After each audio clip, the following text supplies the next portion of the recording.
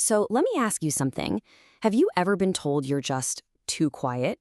Or maybe you felt like to get ahead, you have to be the loudest person in the room? Well, today, we're going to dive into the hidden power of introverts and explore why our world, a lot of the time, seems designed to completely overlook their incredible strengths. I'll never forget this question. Why are you being so mellow? I was 9 years old, and it was my very first time at summer camp. See, I showed up with a suitcase, packed with books. To me, that made perfect sense. My family always read together, you know? It was our way of being social. I guess I pictured this cozy cabin, all of us girls reading in our pajamas. Yeah, I was very mistaken. Instead of that quiet reading scene, camp was just this non-stop party. And it was all defined by this one cheer we had to yell every single day. R-O-W-I-E. That's the way we spell rowdy. And I remember just thinking, why do we have to be so loud? And why are we misspelling it? But, I played along. I hid my books under my bed. And honestly, it felt like I was abandoning a huge part of who I was. And that message, it was crystal clear. My quiet, introverted style just wasn't the right way to be. That summer was really just the first of many, many times I got that same message that I should really try to be more of an extrovert. And for years, I did. I became a Wall Street lawyer instead of the writer I always dreamed of being. I forced myself to go to these crowded bars when all I really wanted was a quiet dinner with a friend. And the thing is, so many introverts make these kinds of self-negating choices, a lot of times without even realizing they're doing it. My story isn't unique at all. It actually reflects this massive cultural bias, something we can call the extrovert ideal. It's this pervasive belief that the ideal self is gregarious and comfortable in the spotlight. And because of that, our most important institutions, our schools, our workplaces, they're often designed specifically for people who thrive on that constant stimulation. And in the process, they end up overlooking a huge chunk of the population. Just look at how our physical spaces have changed. We've gone from classrooms with desks in neat rows where you could work on your own to these pods of desks where you're expected to be in constant interaction. The same thing has happened in our offices. We traded private offices for these huge open-plan spaces. This new standard, some people call it the new groupthink, it's this idea that all creativity and all productivity has to come from this super social, highly collaborative place. But does it? Really? So, how on earth did we get here?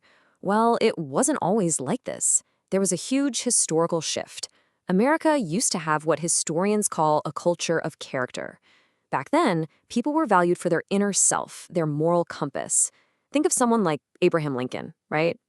But then, in the 20th century, everything changed. People started moving from small towns to big cities, and suddenly they had to prove themselves to complete strangers. So we developed a culture of personality, where things like magnetism and charisma became the new ideal. Okay, so to really see this bias for what it is, we first have to get on the same page about what introversion actually is, and just as important, what it is not. So what is introversion, really?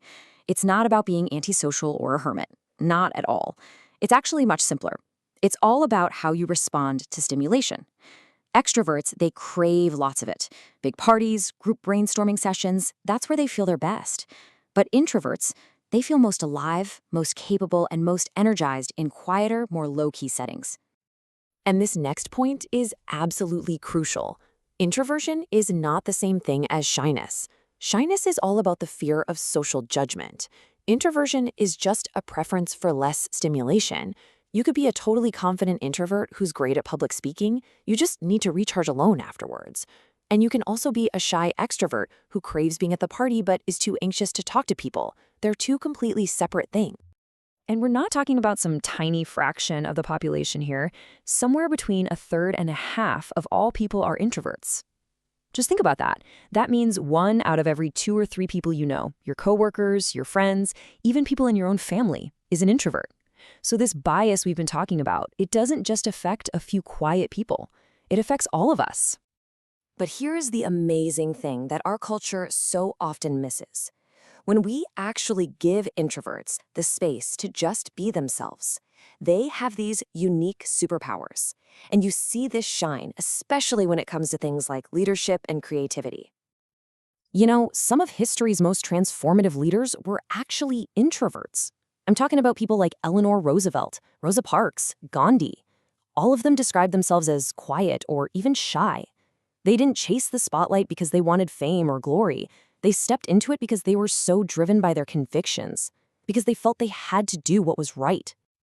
And it's not just history. Modern research totally backs this up. There was a fascinating study from the Wharton School that found introverted leaders can often produce even better results than extroverted ones. Why? Well, it turns out they're much more likely to really listen to their team and let proactive employees run with their great ideas. An extroverted leader, on the other hand, might get so excited that they, without even meaning to, put their own stamp on everything and stifle those ideas. And this power, it doesn't just stop at leadership. It's a huge deal in the world of creativity, too. When psychologists actually study the most creative people across different fields, they find that, yeah, these people are great at collaborating, but they also have this serious, fundamental need for solitude. Because, as the saying goes, solitude is often a crucial ingredient for creativity.